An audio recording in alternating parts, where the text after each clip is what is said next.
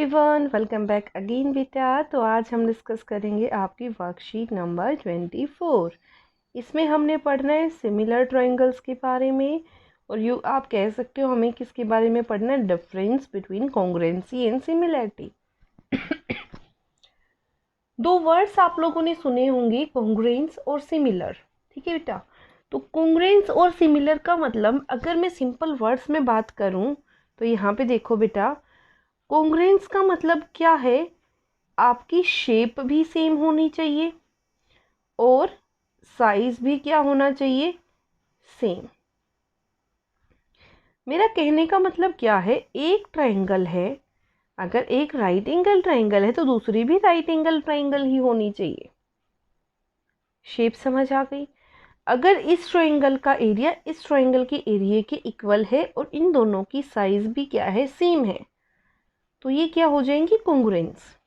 ठीक है, कॉन्ग्रुएंस का मतलब होता है सब कुछ सेम, यानी कि एक चीज दूसरे को कवर करे। जबकि सिमिलर का मतलब क्या होता है बेटा, दोनों का साइज सेम होना चाहिए। ठीक है, आई मीन टू से शेप सेम होनी चाहिए, साइज का कोई फर्क नहीं है कि साइज सेम है या नहीं है। अगर एक इक्विलेटरल ट्रायंगल है तो दूसरी भी इक्विलेटरल ट्रायंगल होनी चाहिए। क्लियर? तो वो क्या होगी बेटा आपके पास, सिमिलर, यानी कि अपीयरेंस एक जैसी होनी चाहिए, शेप एक जैसी होनी चाहिए। पहली बात तो ये तो है बहुत कॉमन सा डिफरेंस जो आप 7th क्लास से पढ़ते आए हो। अब देखो, two figures are similar if they have same shape, अगर उनकी शेप क्या है, सेम, बट दे मे और may not have same size. हो सकता है कि उनका साइज सेम हो और ना भी हो। ठीक है, लेकिन वो सेम, जैसे अब ये पिक्चर्स दी हुई हैं, ये दिखने में एक जैसी हैं बिल्कुल, तो ये दोनों क्या है बेटा, सिमिलर। ठीक है, यहाँ देखो, दो फिगर्स को कॉन्ग्रुएंट कब बोलूंगी, जब जिनकी शेप और सेम दोनों क्या हो, से साइज और शेप क्या हो, सेम। जैसे ये इयररिंग्स, ये बिल्कुल एक जैसी हैं, इनका साइज भी, इनमें जो मटेरियल लगा है वो भी, और इनकी शेप भी। ठीक है, अब आगे देखो, सिमिलर ट्राइंगल्स। सिमिलर ट्राइंगल कब, दो ट्राइंगल्स को आप सिमिलर कब बोलोगे, दो triangles are exact same shape but are of different size. दो ट्राइंगल्स हैं, वो बिल्कुल एग्जैक्ट सेम शेप की होंगी, लेकिन साइज उनका डिफरेंट डिफरेंट है, तो भी वो सिमिलर हो सकती हैं। बिल्कुल देखो ध्यान से, इसने बोला angle A is equal to angle D, ये भी 70, एंगल ए ये भी 65, ये भी 65 दिया हुआ है। ठीक है, फिर उसने क्या बोला, angle B is equal to angle E, ये भी दिया हुआ है, ये इसके इक्वल है।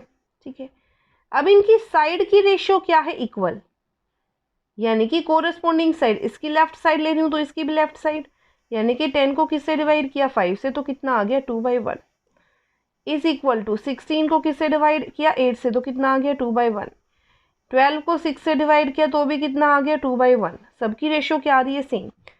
तो कहने का मतलब है दो ट्रायंगल सिमिलर हो सकती हैं, दो फिगर सिमिलर हो सकती हैं, कब, जब उनके कोरस्पोंडिंग एंगल इक्वल हो और उनकी साइड्स क्या हो बेटा, प्रपोर्शन में। ठीक है, साइड्स क्या हो, प्रपोर्शन में, यानी कि कोरस्पोंडिंग साइड्स की रेशियो क्या होगी, इक्वल होगी। समझ आ गया सबको? कोरस्पोंडिंग एंगल से इस मतलब क्या है, कोरस्पोंडिंग एंगल का मतलब है अगर किसी का टॉप ले रही हूँ तो दूसरी का भी टॉप लूंगी, एक का लेफ्ट एंगल ले रही हूँ तो दूसरी का भी लेफ्ट एंगल लूंगी। समझ आ गई बात? तो हम वहां पे क्या बोल सकते हैं, दो ट्रायंगल्स क्या होंगे, similar.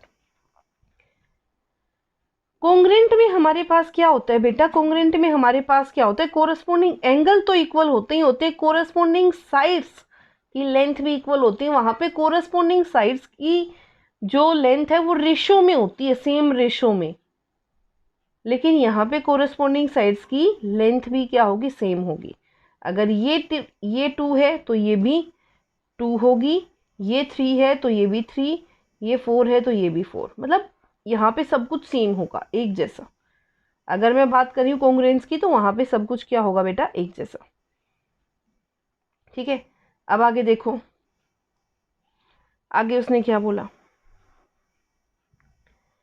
The corresponding sides of similar triangles are in the same ratio and the corresponding angles are equal, ये बता चुकी हूँ मैं आपको। Which of the following are example of congruent figures, बताना। एंगल ऑफ रिफ्लेक्शन दिया हुआ है, ठीक है, तो ये तो बिल्कुल एज इट इज है, सेम है, अगर मैं इसको कवर करूंगी तो सेम आ रहा है तो ये कॉन्ग्रुएंट है। लेकिन ये क्या है, सिमिलर, ये भी बटरफ्लाई, ये भी बटरफ्लाई। अब देखो यहाँ पे कॉन्ग्रुएंट की बात हो रही थी, यहाँ पे ये क्या है, सिमिलर, क्योंकि इसका एरिया कुछ ज़्यादा होगा इसका। ये भी आपका क्या है, सिमिलर, दिखने में एक जैसे लेकिन साइज तो एक जैसा नहीं है। Identify the similar the hexagon in the following, आपको बताना है इनमें सिमिलर हेक्सागन कौन सा है।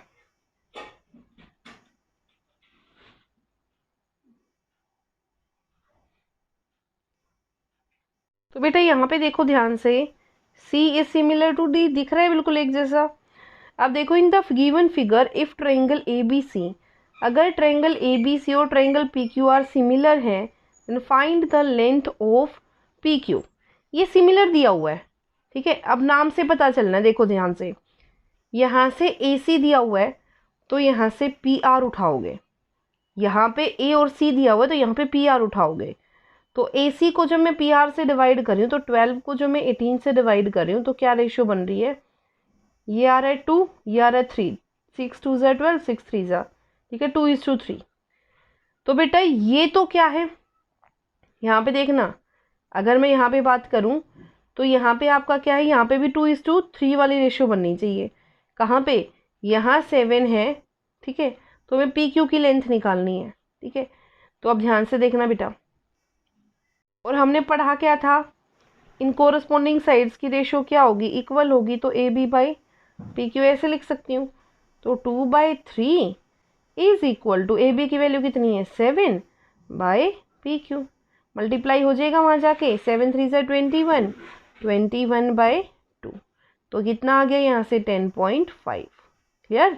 तो यहाँ से कितना आ गया बेटा 10.5, यानी कि इसकी वैल्यू मेरे पास कितनी बनी, 10.5। अब QR की निकाल लूंगी ऐसे ही, देखो ध्यान से।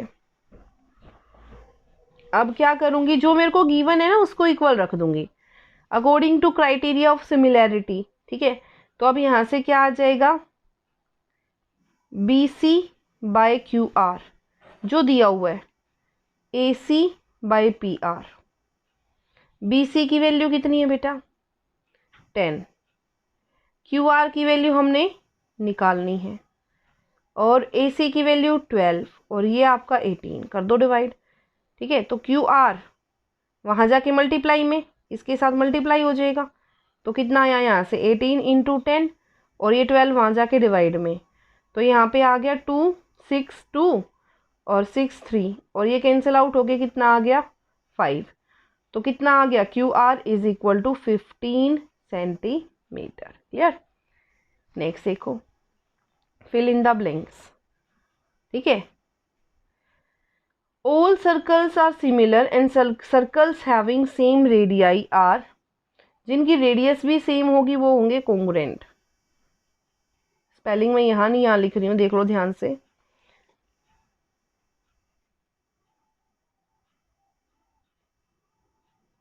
ठीक है, ऑल स्क्वायर्स आर, जितने भी स्क्वायर होते हैं वो देखने में एक जैसे होते हैं, तो क्या लिखोगे, सिमिलर, ठीक है। All the dash triangles are similar, तो ध्यान रखना बेटा सारे के सारे इक्विलेटरल ट्राइंगल्स क्या होते हैं, सिमिलर, ठीक है।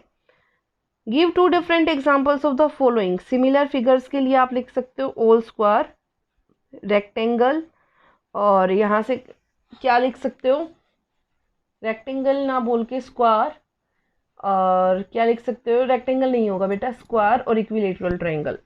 और कॉन्ग्रुएंट फिगर में आप क्या बोल सकते हो, सर्कल्स हैविंग सेम रेडियस। और एग्जाम्पल बिल्कुल अगर जनरल लाइफ से लूँ तो हो सकता है जब आप एक पेज को फोल्ड करते हो तो वो आपके कॉन्ग्रुएंट ही बनेंगे, ठीक है, क्लियर। तो ये थी आपकी worksheet number 24। I hope it is clear to you, and if you like it then please do like, subscribe, share. Thank you so much.